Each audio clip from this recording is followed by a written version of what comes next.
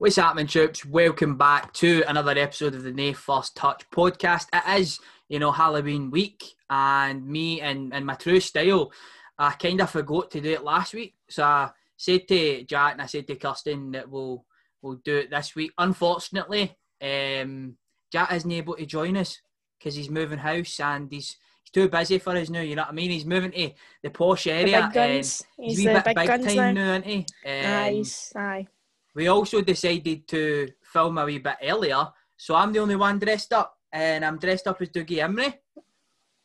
Tell them what yours was going to be if we were going to do it a wee bit later.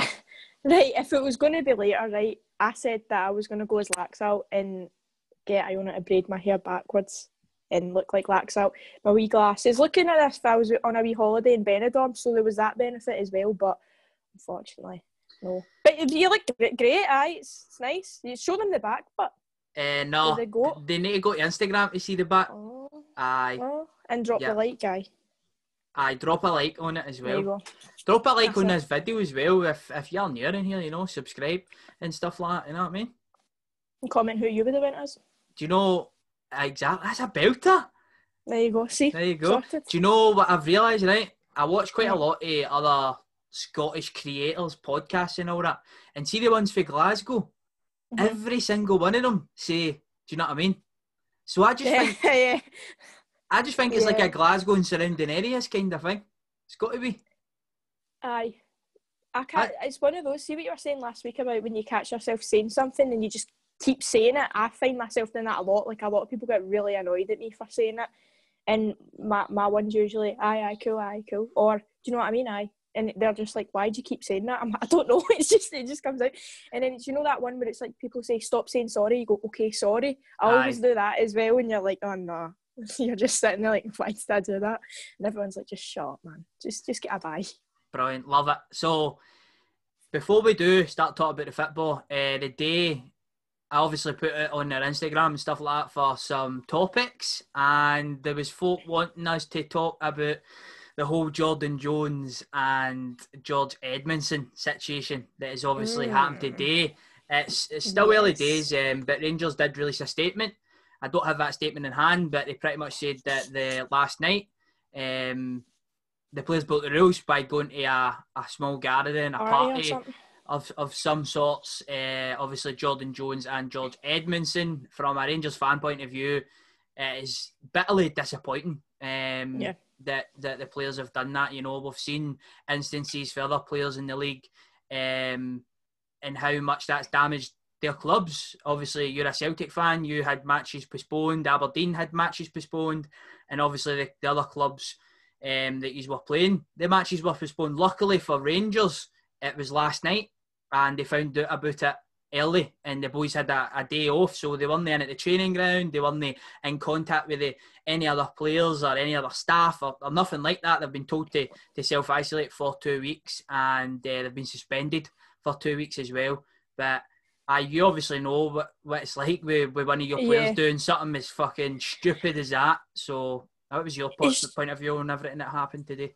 It's just frustrating. Like, as you said, I know the frustration of it at the start of the season, when Bolingoli done it, and I was one of the first people to say, nah, like that's not acceptable. I can't sit and say that that's fine. As much as it annoyed me postponing it, I thought it was at that point probably the right decision, because you're putting people's lives in danger. Do you know what I mean? People don't actually realise like what can happen. And considering it's went on for so long, where everyone's kind of been okay, apart from St Mirren, I don't know what they've been doing for everyone to get COVID there, but it was just a bit disappointing for them to do it. Like, there's no need for it. It's hard enough for everyone. Like, I know I'm struggling a wee bit. I know a few other people I know are finding it a bit tough and stuff, but see, at the end of the day, there's nothing really else you can do. Just don't be silly, especially if you're a role model. Do you know what I mean? Breaking rules and stuff, it's not the best way to go. And especially since we have been doing so well, I think, and since we've kind of been moving forward to maybe getting back in the stadium, stuff like that happens again, and you're just like,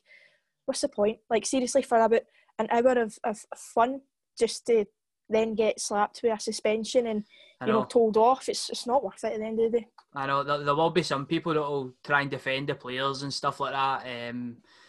But I just think it's one of those ones where there can't be any excuses, because they are in a professional environment in which if they do, get COVID or they break the rules like these two players have done, then it can be detrimental, not just on a health aspect to the wider public, but just about Scottish football. There's a lot of clubs that are struggling financially at the moment.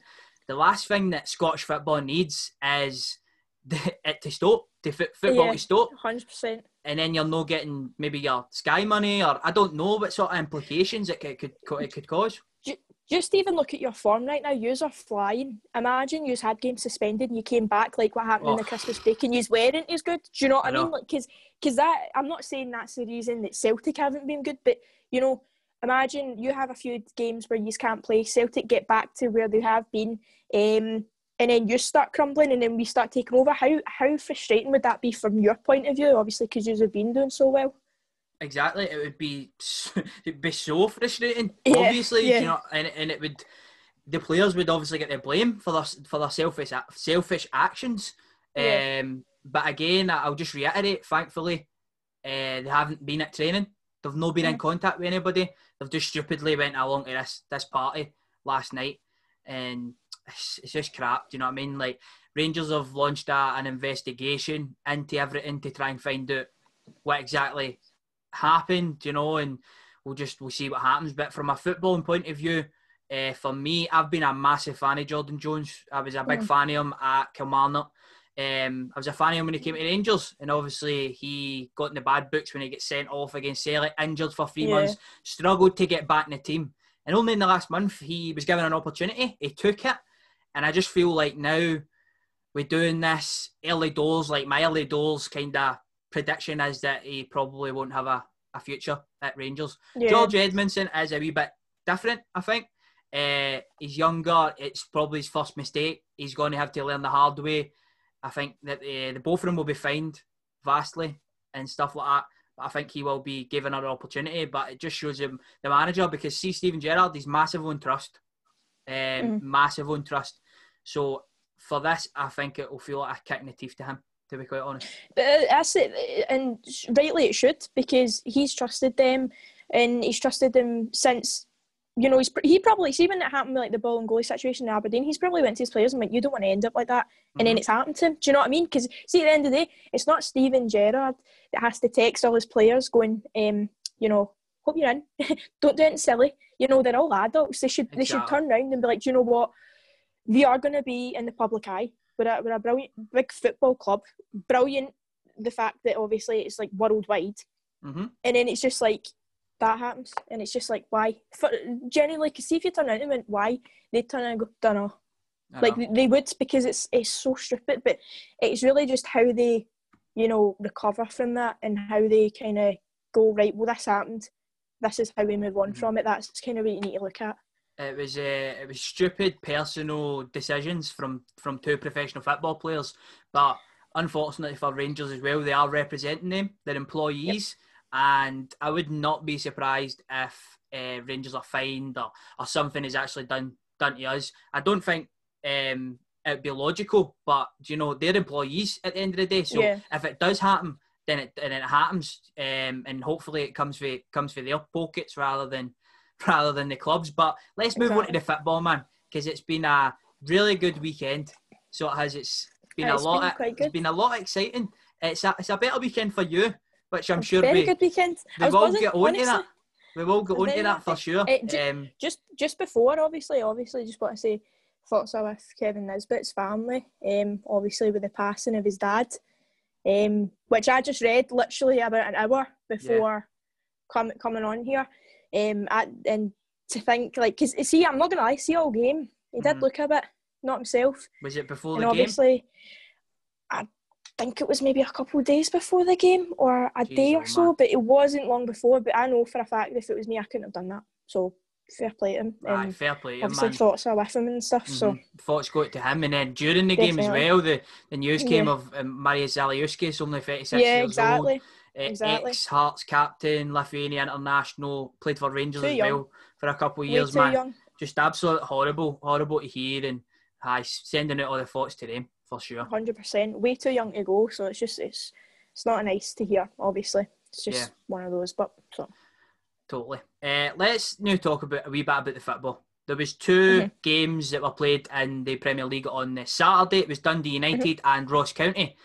I predicted a 0-0 draw, and I think you predicted Dundee United to win as well, didn't you? It was 2-1, or was it 1 each? I can't remember exactly. I'm pretty sure I said 1 each, and Jack said 2-1. Oh, that's stinking. Obviously, Jack's not here tonight, but he did pick up 16 points in the score predicted at the weekend. I think he got every single kind of result.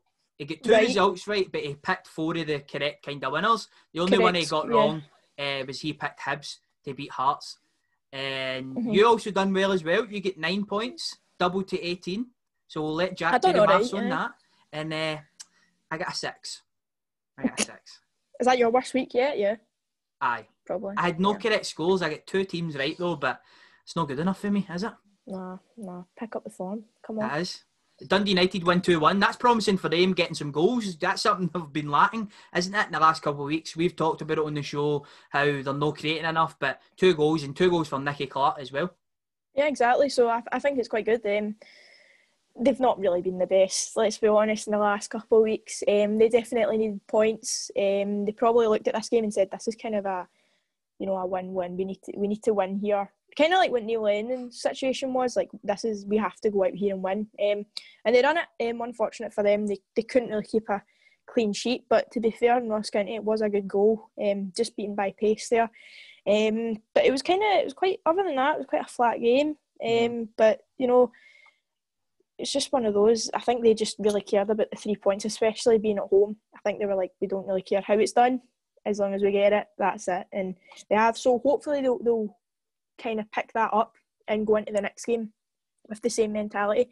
But I was surprised to see Lawrence Shanklin not in the score sheet. I thought he might have picked up 1 or 2, but it's quite good though if you think about it though, because everybody was like, oh, it'll only be him that scores. Aye. So it's good that he's not the only one, but at the same time it's a bit worrying for him, maybe because he's like, oh well, I need to pick up the goals as well here. So definitely, man. Like I do think if chances do fall to Shanklin, then he will score them, because I think he's a brilliant finisher. Definitely, if he's nothing else, he's good at finishing his dinner. Do you know what I mean?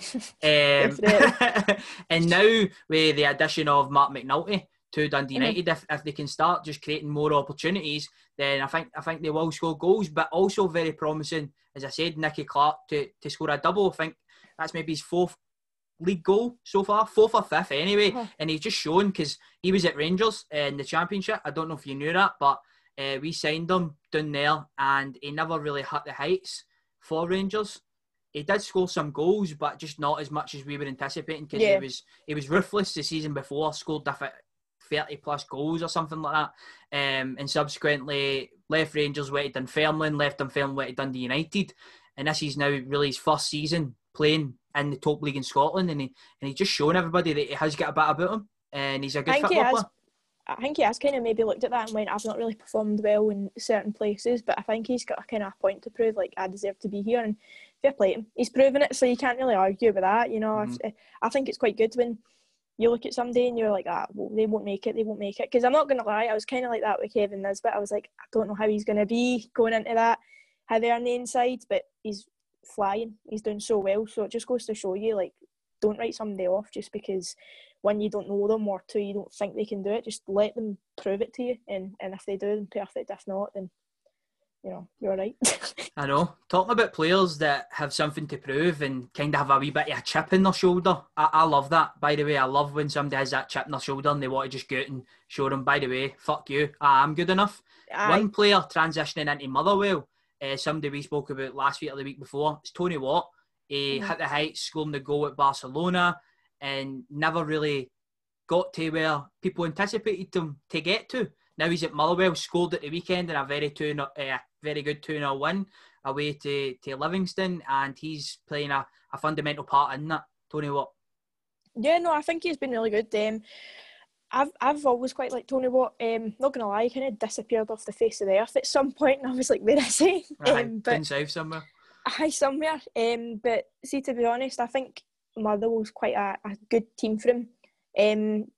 still in the top flight, but it's not. I don't really think he'll ever kind of get maybe into a Celtic or sort of Rangers side again. But I think this is just like the perfect level. He's scoring goals. He's shown that he's still got it. A lot of people I know kind of are like, nah, he's done for. And he's showing that he can still do it, and he can still contribute, and he can still, not even if he's scoring, he can still help out, with assists or, commanding the game and stuff. So I think it's quite good for him. I think it's going to boost his confidence as well, because when I first seen him in the first couple of games for Motherwell, I was like, I don't really know how this is going to go. And then he wasn't playing, he was on the bench. But I think they've looked at him and went, I think we need him on, because I think he is a bit of a game changer for them at the moment, certainly considering his own form. So definitely, at the start of the season, they weren't scoring a lot of goals, and Tony Watt looked like the guy who was like the last choice. I don't know if that was deserved or no, because I thought last season when he came in, he was decent for Motherwell. But something that I did notice about him since he has came back from Bulgaria after he spelled at St Johnstone is the shape that he's in now. I feel like he's in the shape of his life. He looks like he is really looking after himself. Not that he wasn't before, but now he just looks like you can see the difference. 100%. You can see a transformation. You can definitely see that. And credit to him, he's went out to Bulgaria and must have just screwed the nut, and he's came back over, as you said, to a club like Motherwell. No disrespect to St Johnstone, but I think Motherwell have got a wee bit more ambition than them. So potentially that suits him better. Maybe the style of play is suiting him better currently at Motherwell, and he's reaping the rewards, which is quite bad for you, because you are getting them next weekend, aren't you? So I know. We've got them next week. So it should be quite an interesting game. But, I mean, we both won 2-0 at the weekend. They're on form. Celtic's back, winning ways. So I think that'll be quite an interesting game, to be fair. See how both go. But I think it's just good. The mentality of him is really positive, and obviously the physical aspect of him is just so positive now. It's nice to see him doing well, because I think a lot of people, as I said, did write him off. So it's nice to prove them wrong and go, do you know what, I'm still here, I can still score the goals. So it's nice. Definitely. And then from a Livingston point of view, losing more points at home, it's not looking great for them, is it? Like last season, everybody bigged them up for their form at home at the Tory Macaroni Arena, or the Spaghetti Had, whatever way you see that. And this season so far, they've lost points that they didn't last season. Obviously 2-0 there, and there's people going there now, and I feel like they're starting to get used to that pitch, because for a while, wow, that pitch was just god awful. It still is, but potentially now teams have wisened up to it a bit, and they changed their approach to games maybe when they go there, and I think they'll struggle if they can't pick that home form back up, because away they're not great. Livingston's always one of those ones. I know it's going to be a difficult game, especially when you're playing away, as you said. I don't know, it's just we always seem to either scrape a win or we'd kind of draw with them. That pitch, they were always really well organised as well, or get beat. They were always well organised. I don't know what's went wrong this season, to be honest with you. I think, see, whenever I'm watching them play, even when I was watching the highlights, there's just a lot of frustration in the team, it looks like. But the highlights, I think their striker, Jet, was trying to score a roof goal. Did you see that from the halfway? I was like, what's going on here? Do you remember him? Do you remember where he's from? I don't remember where he's from, but I just see, as soon as I seen him, I was like, who is that for a second? And I was like, oh, wait a minute. I was like, I know him. But Emmanuel Thomas for Arsenal. That's mental. Like, and see when I checked his Wikipedia. It's weird, but isn't it? Aye, very weird. He'd only played one time for Arsenal or something like that. So I don't know how I remembered him. I don't know how everybody remembers. Maybe it's just the name. I don't know, man. But I might be the name. It's quite unusual, isn't it? Aye, he'd only played one time, and the other day when I was watching him, I can't remember who it was against, but I'm like, that's big J. Emmanuel Thomas, mental. And then he's trying to score roof goals. He needs to calm himself with that. He's not quite roof for me. I seen it, and usually they're well organised, as I said, but I don't know what's going on. I just sense a lot of frustration in the camp there, and it's not really going their way. And I could see Gary Holt's face as well halfway through the highlights, and he did not look a happy man, and quite rightly so, because I was frustrated when Celtic weren't doing well, picking up form, and they were just doing awful. So, I really don't know where it could go well for them. but I don't actually know what the actual downfall for them is as well. So that's something they're going to need to figure out. Something that Livingston have been really good at, I think, in the last few seasons, and even coming up from the Championship, was their recruitment. They would bring in players for cheap, players that were out of contract and stuff like that. And with the looks of what's happened during the summer, they've started to lose a lot of players. They've lost players every single summer transfer window and stuff, and every single January. Dykes, didn't they? They lost Dykes, but also they lost, was it, I think, Stephen Lawless, who was a massive player for them. Ricky Lamy. Lamy went to Motherwell and stuff like that. So they've religiously lost players, but the biggest one for me is going to be the one you just mentioned there. Losing Dykes when the season is already started. It's got to have some sort of impact on them, because they were so direct to him. Like, everything went through him, and we're now seeing at Scotland how good he actually is. Because you see him now and again, don't you? And you think, he's good. But now that you're watching him for 90 minutes and you're on his side at Scotland, obviously you're cheering them on, wanting to do well. It's different, and you're seeing how good he is. You even comparing him to like McBurney and what he's offered in a Scotland tour. He went for 20 million, obviously, to Sheffield United, plays in the Prem. Big Dykes he's doing more than him, and it just goes to show you how good a player he is and how good he was for Livingston. So potentially that's kind of weighing in on their form. Aye, definitely, I do agree. As you said, I think they did bring a lot of players in with the determination to go a lot higher than people expected, and fair play, the last couple of years they have done that. They've always been a pain. You're just fixing your hair there, aye? Aye, because I've got a middle shed, I told you off, didn't I?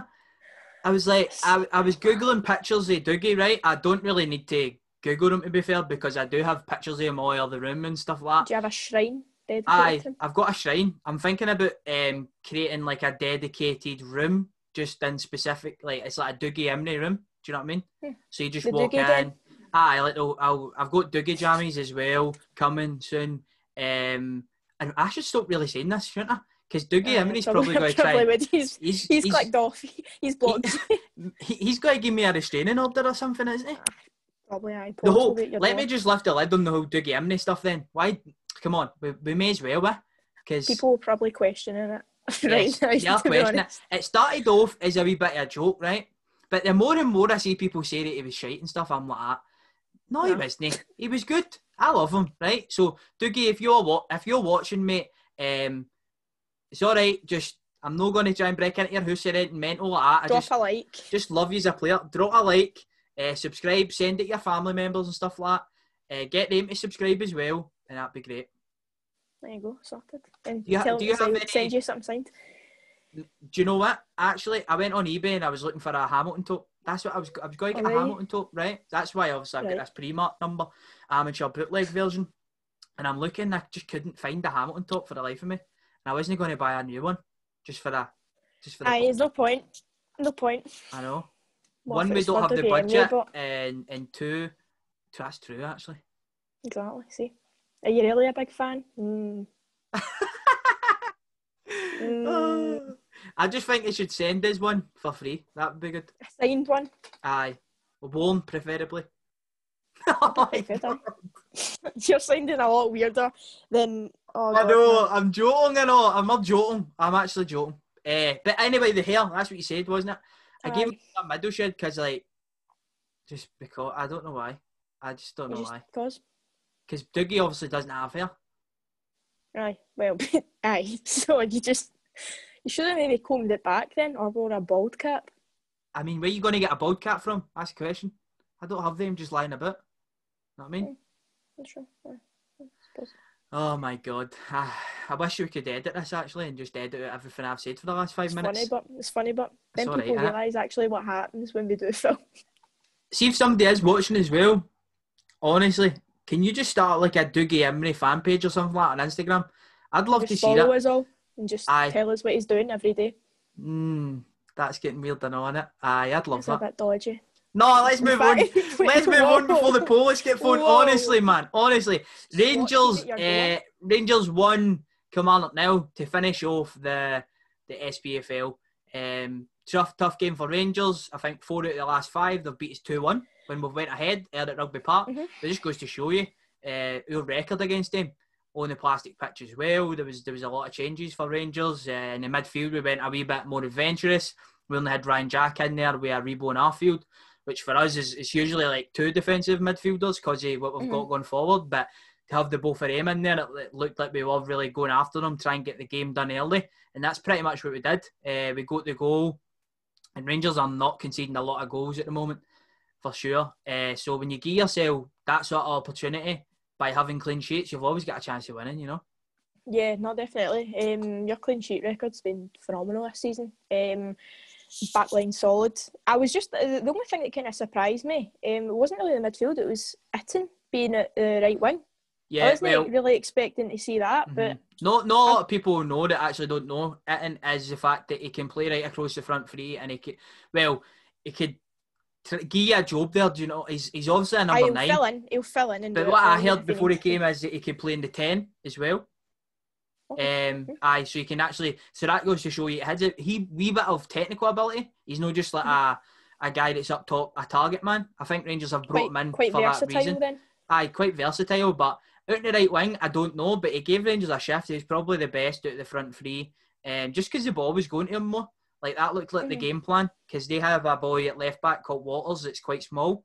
So Rangers were trying to kind of hit that channel for the knockdowns and stuff like that. And I think that was the reason that he came in really for the game. I thought he done all right. I thought the game was quite one-sided. To be honest with you, it was good from your point of view, as you said. Like, see, at the end of the day, if you only win 1-0, 2-0, still 3 points at the end of the day, innit? Still 3 points and a clean sheet. You can't really complain much about it, especially the fact that you have been getting beat 2-1 and such there. I think it's just a relief for you guys to go, do you know what, we can win. And we've proved it. We don't need to come out here and score 5-6-0. Clean sheet, 1-0, boom, sorted. Back up the road, bye. Sorry. And that's I love that. And obviously it was a penalty that Rangers scored as well, so that just makes it sweeter. That just rubs it in. That and I was like... I know. It's funny. I've got a question on that. A wee question to see if you can. I'll look forward to that. Get it. You want to go for it now? It's about penalties, right? So I'm glad you mentioned that. So see last season, right? Oh, for fuck's sake. I know what you're going to say. I'm going to say what team received the most penalties, got the most penalties rewarded to them, and how many was it? Do you know that? So you would assume that it was Rangers. You'd assume. But is it? I'm quite bad at these things, but I'm just going to stick with my gut and just go Rangers. And I'm going to go for... Jesus Christ. Is it just in the league?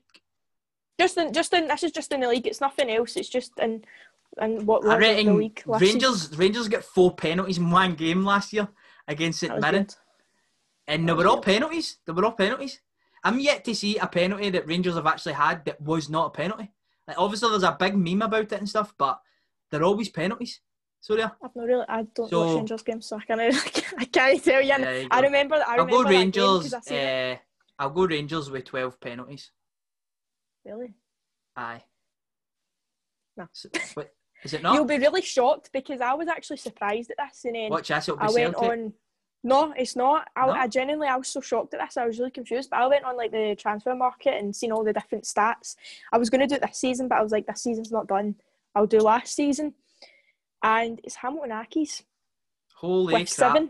With 7, yeah. Is that it? It doesn't mean that they were scored. It was just what they were awarded. But that was last season and in the league, just in the league. And I was like, that's weird. But see, if you do all competitions, it's Rangers. Obviously. I was just about to say that there. Like, it must be like in other competitions we've had them as well. Then we get them all the time, and as I say, they're penalties. I just think it's the way that Rangers play. We're constantly peppering the box. Tav's always whipping crosses in. Borner's always whipping crosses in. Eventually, like, defenders are going to make mistakes, and when you've got like good attacking players, good midfielders and stuff like that, at certain levels you're going to force them into something. And a lot. It was a handball, wasn't it? Handball. Did you see the handball for Dundee? I think it was. Did you see what happened? And he caught it behind him. Oh my God! Like the ball bounced and he tried to kick it, and he caught it and held it, and he was holding it for 2 seconds, and everyone was just looking at him like, "What are you doing?"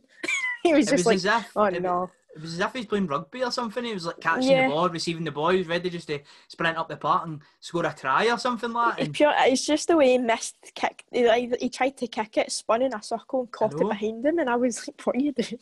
So you've got the centre half at Ross County trying to play rugby, and then you've got the centre half or the left back or whatever he was at Kelly trying to play basketball or volleyball. Man, it looked like he was going for a spike.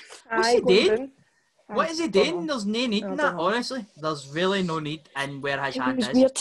Certain penalty for Rangers, for sure. It was a good penalty, to be fair. It was a brilliant penalty. He scored even before the goalie was able to dive, and I thought the goalie had quite a good game as well. In the second half, he made quite a good saves. Good saves. It was a Ryan Kent opportunity, which he never caught well. Let's not beat around the bush, but still needs to save it. The more impressive one for me was the save from Cedric Eaton, with the feet, where the ball is whipped out of the back post. I think that he was good. He was good, their goalie on the day. It just goes to show you, as I said, but like if you perform well and keep that clean sheet, I think Goldson was quite good for you as well. Brilliant, excellent. I said that in my video. He was just solid at the back for you guys. He's been really good for you this season. But yeah, I think overall it was a good performance for you, and 3 points and boom, up the road, sorted. I think big Goldson... But not for Edmundson and Jones going up the road to a party, but you know. I know. Jesus Christ. It's not that. Like, I reckon if Rangers never had found out, there would be an opportunity that they two would have been in training today. I think so. They might not have get the day off because they never played it in like that. Like, they might have been in doing some sort of training. Yeah. So the fact that somebody's like informed the club have found out is just good, but like miracle, and it's good sure. Good that somebody told them, because who knows what that would have been if I reckon it was Dougie Imrie or something like that told them. You phoning him up, aye? I think that's something Dougie would do. Just always get the best interests of everybody at heart. Him, so he does. Is he just sitting at his door, like outside his window with binoculars or something? What's he doing? That's a good point. I was just about to say he was maybe at the gaff party, but that would not shine the best light on him. Do you know? He's not a good role model for you. Aye. Maybe it was his... no, that's slander. That's total slander. Let's move on. But no, very impressive. Rangers going up there, breaking their duck, really, and picking up the 3 points, going 9 points clear now at the top. Celtic, obviously, with 2 games in hand, but something that Rangers needed to do. They needed to do this. There's been times in the past where Rangers have got the upper hand on Celtic and they've crumbled. They've not been able to take that opportunity and they've not been able to run with it. Now they're 9 points clear. Obviously, as I said, still two games in hand, but it's good. I'm guessing you would rather, as a Celtic fan, have those points on the board. You would rather not have 2 games in hand. You would rather be like 3 points behind or whatever, eh? Yeah, definitely. Even if we were on form, I would still rather that, because see, at the end of the day, you never know what's going to happen. And considering what's been happening this season, you know, if the league was to get called at any point, you know what I mean? It happened last season. Like, I was gutted when the league got called, but obviously it's not really our choice. But yeah, I definitely. It's even if you have the full confidence, I think even you do still get a bit nervous because, as I said, you never know what's going to happen in the day. I mean, Ayer's out injured for us at the moment. James Forrest is still injured. Julian, we've got quite a lot of players out, so you just want them 3 points in the bag, knowing that you've got it, nothing to worry about, and just focus on the next game. Talking about Celtic then, they pick up a 2-0 victory to Aberdeen in the semi-finals of the Scottish Cup. Last year's Scottish Cup, obviously. And I've seen a few people joking about it, that it was actually the Celtic team from last year that showed up for last year's competition. Because Celtic looked to be back at their free-flowing best, and they were creating a lot of opportunities in that first half. They looked really, really good. The 2 goals, like the first goal was unbelievable for Christie. Oh, it's brilliant, honestly. Like, wow. It was a screamer. What a goal. Like, unbelievable technique for him. Massive player for Celtic. But the second goal was good as well. I think poor defending, but just see the cross for Rogic, picking up his second assist. It was on a plate, wasn't it? It was good. It just shows as well the mentality of them. They're like, we need to win this. It was a tap-in. I could have scored it probably, but it was just the mentality of like, no, we're not settling for a 1-0. Like, we're going for it. Like, honestly, that's it. I love your shouts every week. I think for the last 3 weeks or whatever, right? You've said, my granny could have scored that. And then I think you said the same last week and knew you could have scored that. I love it. Love the confidence. I swear to God, I probably could. I probably would have had an asthma attack or something, but I'd still have got it in the back of the net, so who's worrying? You know what I mean? Nice. But no, definitely, I think it was good. It was like the team we had last season. It was completely different. Shane Duffy stepped up. I thought sometimes he was a wee bit like, all right, okay, but I think overall he had a better performance than what he has had. We kept a clean sheet. We showed, do you know what, we have been bad the last couple of games, but we're still Celtic, we can still win. And Tom Rogic again, perfect. El Yunusi scoring again in semi-finals, love it. But yeah, overall a good performance, and I was happy with it. A bit annoyed with the foot off the gas. I think there could have been more goals. But at the end of the day, I'm happy with a win and a clean sheet, especially considering only last week we went up to Pittodrie and drew 3-3. It is like a completely different team. It was mad. I think that game obviously gave Aberdeen confidence, and Derek McInnes picked a slightly more attacking team. He had Kennedy in from the start and stuff. And in the first 25 minutes, first 20 odd minutes up until the goal, Aberdeen did have a couple opportunities. There was a couple chances for Cosgrove. There was a chance for Hedges on the counter attack. If they take that opportunity, maybe it's a different game. But as I said, Christie takes his, and he does it perfectly. Breaks the deadlock, and you get a second, and it's game over at that point. That goal was like exactly like the last season's one for the semi-final, and it was James Forrest, so it was like the same shot. And it's so weird because somebody was like, do you know it was Rogic that set up the last one as well, and it was just swerved into that corner. It was mad. I didn't even realise that was like the same game but last season, and like the same sort of shot and the same person who assisted it. It was mental. But overall, great game. Speaking of Ryan Christie, I've got a question on him. Oh my God, here just we go. Just because it was a screamer of a goal. Right, go for it. So Ryan Christie scored 61 career goals, right? Wow. Which is good for a midfielder. That's pretty good. How many of them are for Celtic, though, do you think? Well, I don't know if he scored a couple before he went out on loan at Aberdeen. I'm just going to say that he did. Let's say he scored a couple before he went on loan. I can't really remember. He was at Aberdeen for a couple of years where he was scoring some goals, but I don't think he was scoring the amount of goals that he scored for Celtic in the last 2-3 years. So how many has he scored for Celtic? I am going to go for... Jesus Christ, man. This is hard. If you get this right, I'm going to make sure Dougie sends you a signed top. You're going to make sure? Right, I need to I'll try then. I think it's going to be more than 50%. Right? So what was the number originally? So he scored 61 overall. Right, so I'm going to go for 37.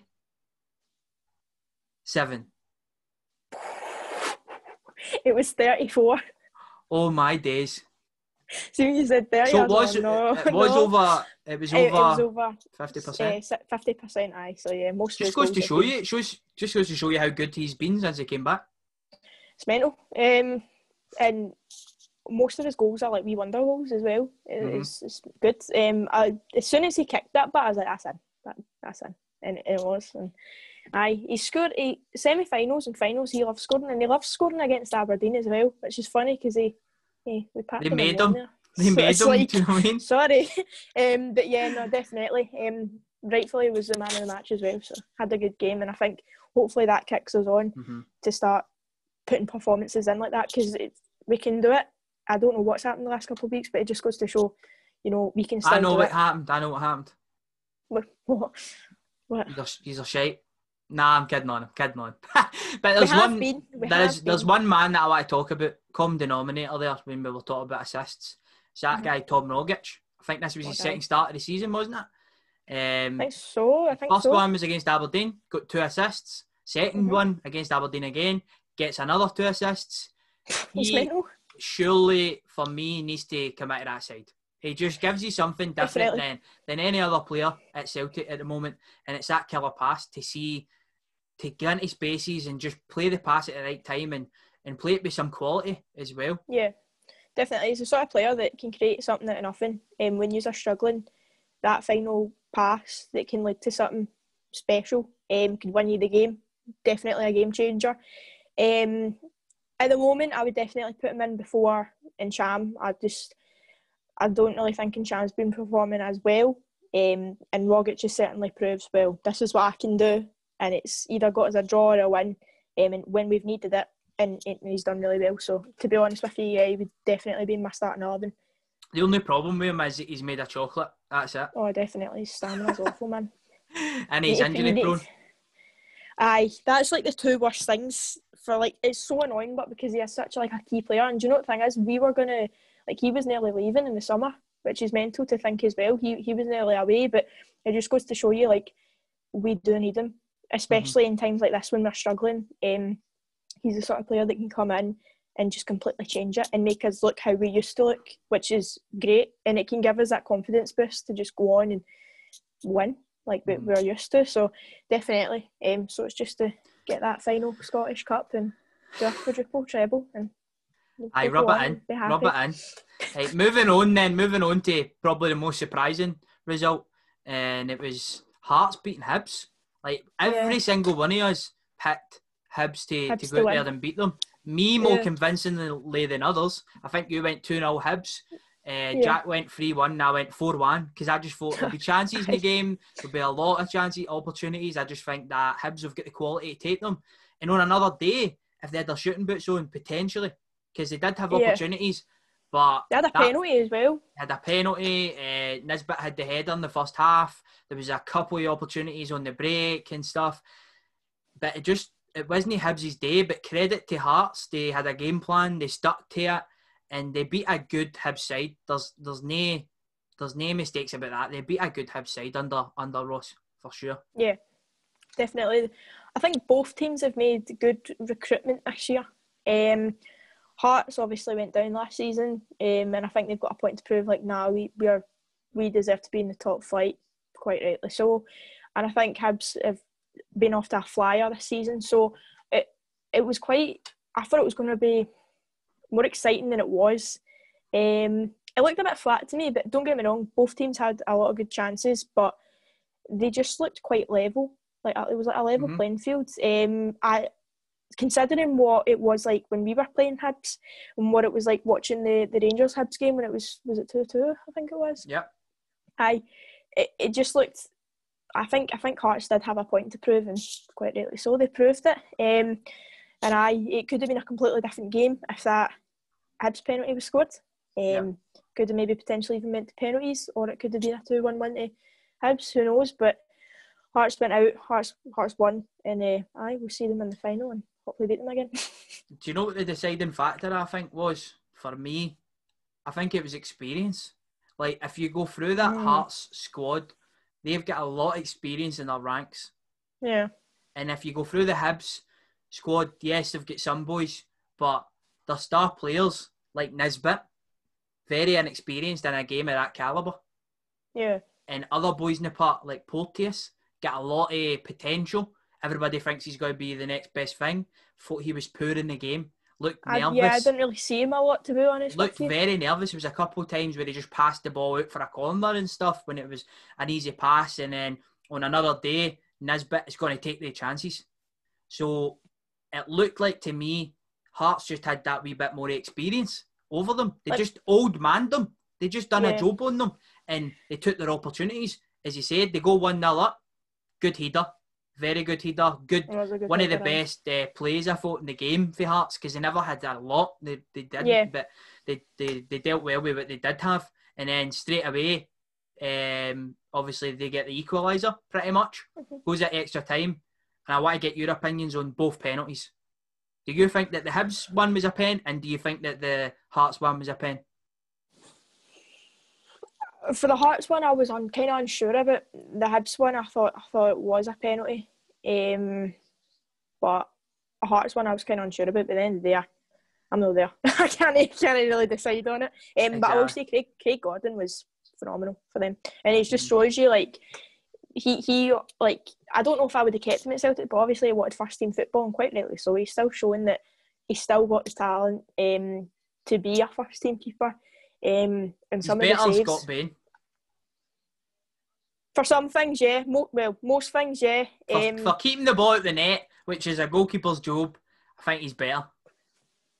Aye, well, I'll give you that, right? Okay, fair enough. But I'm not gonna lie, like still sometimes, man, my heart was pure racing when he'd have the ball at his feet. I was like, just fucking put it away, man. But no, he showed that he still quite rightly deserves to be a first team keeper. I think it was the Nisbet header, and Nisbet header first half. Mm-hmm. And it was just the save, and it was just like, because I think it cut back to him and he was sitting giggling. I was like, he knows he pulled off a good save there. Look at his face. But quite good. But I don't know. What was your thoughts on the penalties?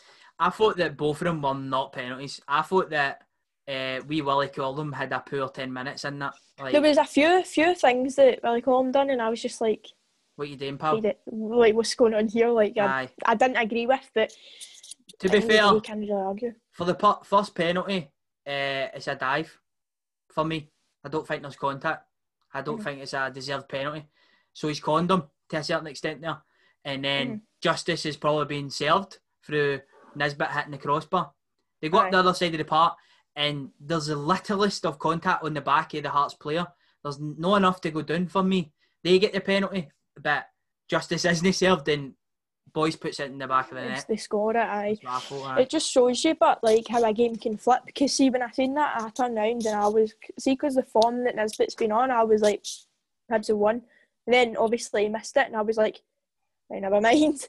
And then I wasn't expecting them to get a penalty, and they did. So it just shows you in like such a quick succession, things can just change like that. I thought it was going to go all the way to penalties at the end, but just goes to show you that things can change rapid, and decisions like that can just completely change a game. There's now a couple of like beautiful storylines leading into that final. You've got Craig Gordon against Celtic. They didn't want to keep him. You've got Andy Halliday now against Celtic as well. Andy Halliday against Shane Duffy. Apparently Duffy absolutely hates Andy Halliday for no reason. So I can't wait to see the two of them go up against each other. It's going to be unreal. And then there is a wee bit of rivalry between Hearts and Celtic at the best of times, so it's going to be a brilliant Scottish Cup, one that Celtic will be massive favourites for, but at the end of the day, as a cup competition, you never know what could happen. You don't know what's going to happen. Anything could happen, literally. And I think that's one of the most exciting things about it, because it could literally go either way. And at the end of the day, it's not 3 points, it's a trophy you're taking home, so who wants it more, sort of thing. But you just need to see the day. Righty. We'll skip over the Europa League, because we'd be here all night, man. There's that much football. It's coming thick and fast that you could just be sitting talking about it for days on days. But we'll get into our predictions, and we'll get Jack's predictions as well. Cameron will post them on the Instagram if you want to follow us there. It's at Nay First Touch. Yeah, get involved, because people have been getting involved with the prediction stuff. It's good to see. Write in the comments as well what you think's going to happen. Love it. We'll see what happens, see who's right. Right, so first game, I think probably the biggest of the weekend. Well, one of Aberdeen at home to Hibs on Friday night. What's your prediction for that? This will be hard, because both teams lost. So both teams are going to come back fighting like, nah, we've got a point to prove. I think Aberdeen will edge it just slightly because they're at home. So I think it's going to be 2-1. Oh, righty. I think it'll be a Ferguson penalty that changes it. So that's what I think. I'll go with that. He likes a pen, doesn't he? I do agree with you on the winners. I think Aberdeen will edge it, but I'm going to go for Aberdeen 1, Hibs 0. I think in the first game of the season they played, it was 1-0, I'm sure, at Easter Road that Aberdeen won. So I'm going to go for that as well. Maybe a pen. Maybe.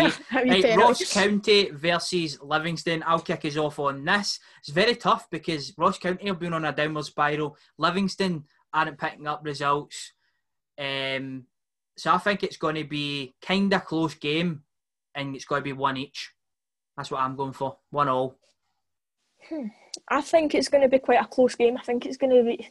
I say this right. I'm going to say it's going to be a boring game. That's going to be pure like that Aki's St Johnstone one. It was like 5-3 or something.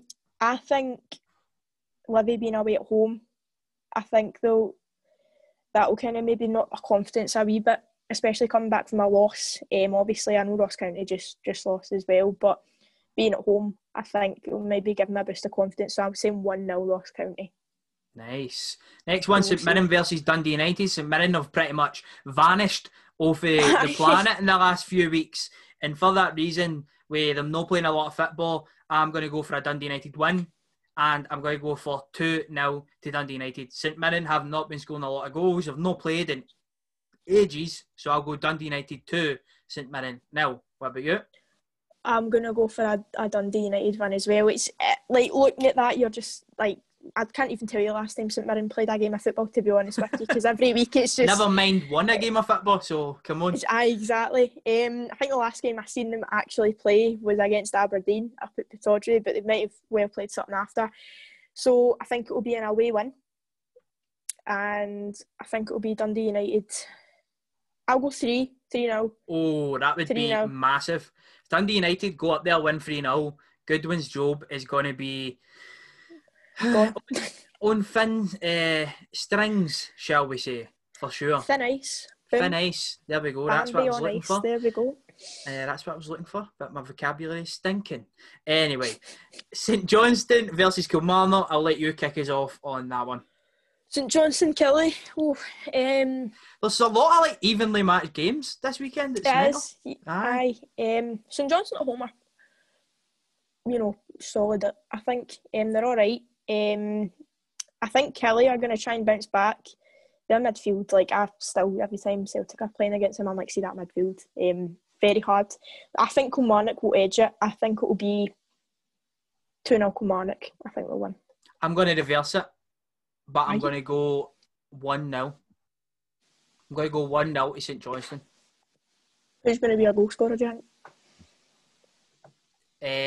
Stevie May. Stevie May. He has been back in the goals, to be fair, man. I don't know what's going on. Aye. I think he get rid of the beard and it's took about 2 stone off him or something like that. But understandably, but man, he's nearly thrown it behind his blooming shoulder to run with it. Big rucksack. So big, man. Right, moving on to the games on this Sunday. The games, of course, that we just read out there were all on the Friday because Steve Clark petitioned for all the SPFL games to be on the Friday, but because obviously Rangers and Celtic are in the Europa League, that fucked absolutely everything. So Sunday games, first early kick-off is Motherwell versus Celtic. I'll kick us off on this.